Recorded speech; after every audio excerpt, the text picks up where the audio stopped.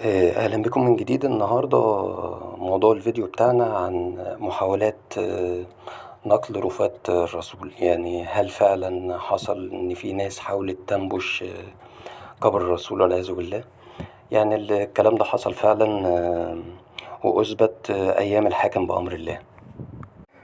ففي رواية نقول قالها الجغرافي الأندلسي أبو عبيد البكري في كتابه جغرافية مصر، من كتاب الممالك والمسالك، وأيادتها مصادر أخرى. يعني اتقال إن الحاكم بأمر الله شيد منطقة بين الفسطاط والقاهرة فيها 3 مشاهد.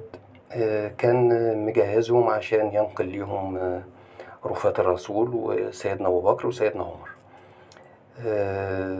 وطبعا ليه هو كان حابب يعمل دوت؟ حابب يحول نقول الجغرافيا الروحية من المدينة للقاهرة. طبعا القاهرة كانت عاصمة الدولة الفاطمية، والصراع طبعا انتوا عارفين ما بين السنة والشيعة. فكان حابب ان عاصمة الشيعة في العالم الإسلامي وهي القاهرة تبقى هي نقول ايه قبلة المسلمين في جميع أنحاء العالم ان هم يزوروها. فكان حابب ينقل قبر الرسول للهدف ده اللي هو حاجة دينية يعني. في رواية تانية بقى بتقول إن أحد الزنادقة أشار على الحاكم بنبش قبر الرسول وصحبه، وحملهم لمصر، وبذلك الناس أشد رحالهم من أقطار الأرض كلها لمصر بدل ما يروحوا المدينة يعني.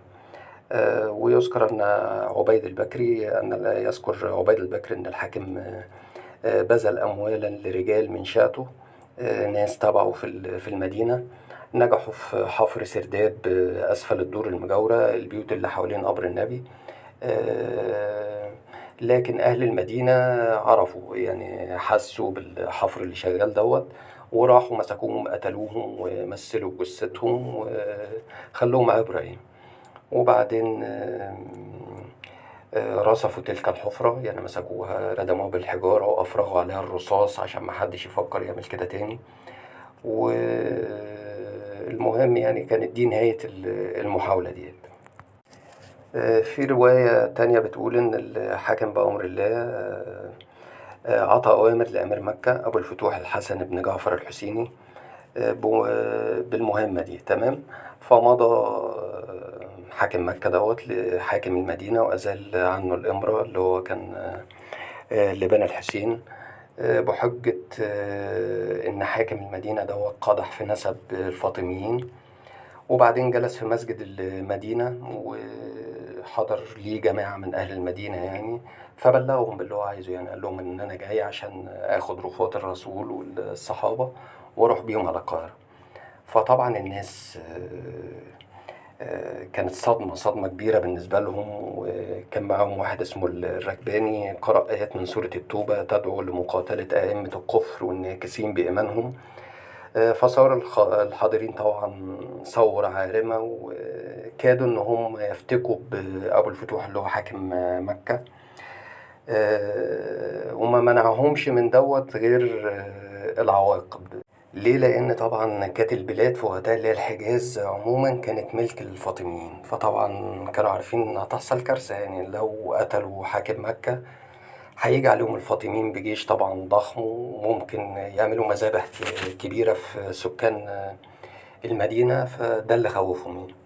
لكن سبحان الله يعني ما مضاش بقية النهار حتى أرسل الله ريحا كادت الأرض تزلزل بسببها، منها حتى دحرجت الإبل بعتبها والخيل بسروجها، وهلك خلق كثير، ناس كتير جدا ماتت من الناس. فعاد أبو الفتوح بهذه الحجة اللي حكم بأمر الله. يلا أبو الفتوح لقى المنظر بالمنظر ده، حس إن لأ فعلا في غضب إلهي موجود. يعني أخد دي حجة ومبرر عشان طبعا ما يفتكش بيه الحاكم بأمر الله. فانسحب بالجيش بتاعه وقال للحاكم بأمر الله على اللي حصل للرياح والكلام دوت. وانتهت طبعا المحاولة بالفشل زي سبقتها يعني.